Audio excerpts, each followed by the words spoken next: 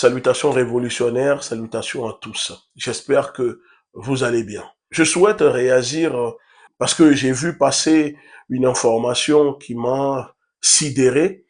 Cela concerne le Ghana et la Banque mondiale. Alors, pour les personnes qui ne sont pas au courant, la Banque mondiale menace le Ghana de couper l'accès au financement au gouvernement ghanéen si le Ghana ne fait pas la promotion et n'autorise pas l'homosexualité au Ghana. Je me suis dit, peut-être c'est l'occasion, encore une fois, de prendre la parole et de m'adresser au peuple africain pour que les Africains ouvrent les oreilles pour écouter, les yeux pour regarder.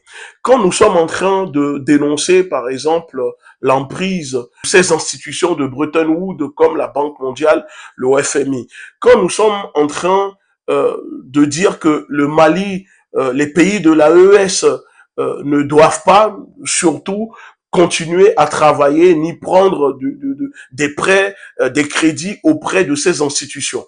Il y a des personnes, bon, enfin, heureusement, une minorité d'Africains qui ne comprennent pas le pourquoi. Ben, voilà les raisons.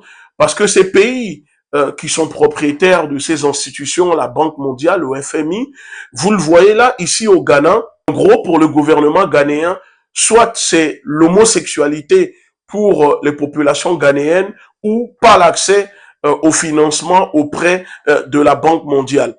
On voit ici, encore une fois, l'ingérence à travers ces organismes impérialistes qui sont là pour asservir les peuples, faire du chantage avec l'homosexualité à nos gouvernements. Parce que oui, si vous n'êtes pas au courant, en plus comment dire, de piller à travers ces organisations, quand l'organisation comme la Banque mondiale, le FMI vous prête de l'argent, il y a une feuille de route qui va avec.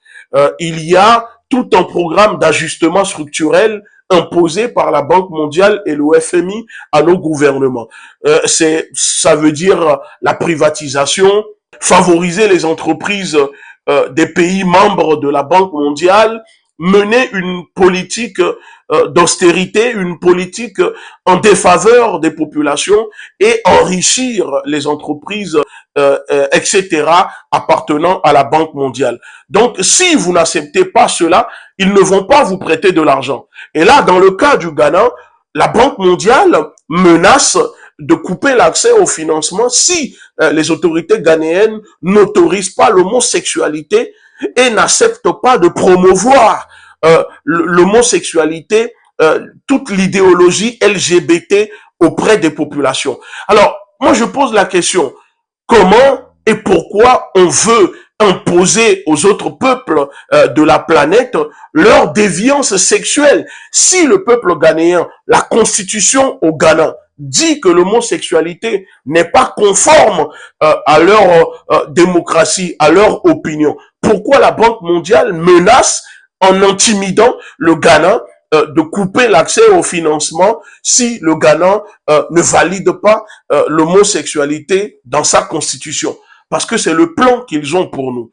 Pour eux, à travers l'homosexualité, c'est une arme qu'ils utilisent directement pour contrôler les natalités dans les pays africains, parce que ce sont des gens qui sont omnubilés, qui sont possédés par la natalité sur le continent africain, puisque comme ils le disent un peu partout, ici, 2050, il y aura plus de 2 milliards 500 millions d'Africains. Donc cela fait peur aux Européens, aux Occidentaux. Ce qui veut dire que demain, s'il y a une guerre, il y a 5 Africains pour 1 Européen. Alors, vous voyez le rapport de force. Donc, il faut tout faire pour contrôler directement la natalité dans ces pays en faisant la promotion de l'homosexualité, LGBT, etc. Mais ici, nous avons des États qui ne sont pas solides. Puisque nos États sont défaillants, malheureusement, ces institutions arrivent à imposer, comment dire, ces déviances, l'idéologie LGBT à nos pays. Et donc, oui, il n'y a pas seulement, d'ailleurs, j'allais oublier, il n'y a pas seulement que l'homosexualité que la Banque mondiale impose au gouvernement africain en échange d'avoir un accès au financement. Non, il y a aussi la vaccination. Et oui, parce que si vous refusez d'accepter que les entreprises pharmaceutiques européennes, américaines viennent vous vendre des vaccins ou vacciner vos populations, alors sachez que vous n'aurez pas accès au financement. C'est ce qui se passe en ce moment un peu au Mali. Pour ceux qui vivent au Mali, vous voyez, malgré que les pays européens occidentaux ont levé les restrictions liées à ce que vous savez, dans nos pays en Afrique, eux, les gouvernements continuent d'imposer l'injection aux populations africaines, notamment au Mali, où les gens vont directement dans les maisons pour injecter. Et il y a aussi les programmes de distribution de médicaments à des jeunes filles en primaire, au collège, au lycée, etc. La cible principale est toujours la même, les jeunes filles, les populations africaines, parce que ces organisations savent que à travers ça, elles peuvent, excusez-moi, contrôler directement la natalité dans ces pays. Donc, si les pays africains refusent cela, alors il n'y a pas de crédit. Voilà, parce que en plus d'imposer ces choses que je viens de vous citer, vous devez comprendre que il y a aussi le pillage qui va avec. Parce que la Banque mondiale n'est pas là pour développer, la Banque mondiale n'est pas là pour vous permettre de régler le problème. Elle est là pour maintenir le problème et continuer de vous endetter en vous pillant. Parce que c'est un pillage organisé par ces institutions directement dans nos pays, parce que les propriétaires, c'est comment dire, les actionnaires qui financent cette Banque mondiale, ben, c'est Washington, Paris, etc. Donc, ce sont eux qui prennent les décisions, d'accord? Quand vous allez demander un prêt, il faut savoir que ce sont les États-Unis, la France, l'Allemagne, le Japon, etc., les actionnaires majoritaires qui décident de comment, oui ou non, si vous avez le droit, vous accorde un prêt. Et quand c'est oui, alors derrière, il y a des obligations qu'il faut respecter. Moi, je finis cette vidéo en disant que j'espère vraiment que le gouvernement ghanéen ne va pas céder à cette pression, à cette tentative d'intimidation que la Banque mondiale est en train de faire au gouvernement ghanéen en disant parce que vous avez des problèmes de financement, vous avez des problèmes de liquidité, alors soit vous acceptez l'homosexualité dans votre constitution ou nous allons vous bloquer le financement. Les gens qui me diront non, ce n'est pas vrai, etc. Je peux vous montrer ici la publication du média propagandiste.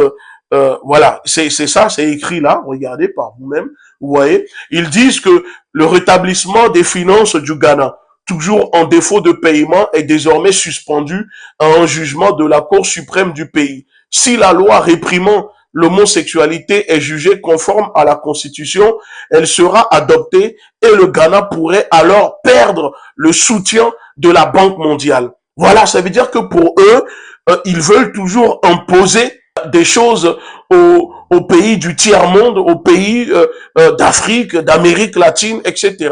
Leur vision de démocratie occidentale qu'ils veulent nous imposer. Donc, les Africains doivent ouvrir les yeux pour lire et leur cerveau pour comprendre pourquoi des institutions de Bretton Woods, Banque mondiale et FMI dans nos pays sont là pour nous asservir. Parce que ces prêts, non seulement sont toxiques, mais avec des taux exorbitants, suivis de programmes, comme je vous le disais également, d'ajustement structurel, mais ils imposent, voilà, comme vous le voyez, aux populations africaines l'homosexualité. Et donc, nous le répétons, qu'ils peuvent aller tous se faire cuire en œuf.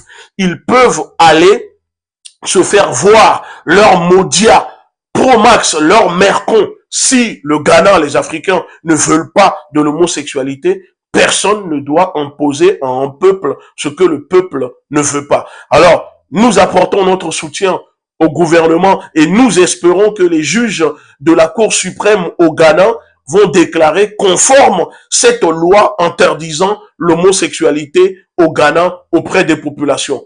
La révolution est en marche, armons-nous idéologiquement.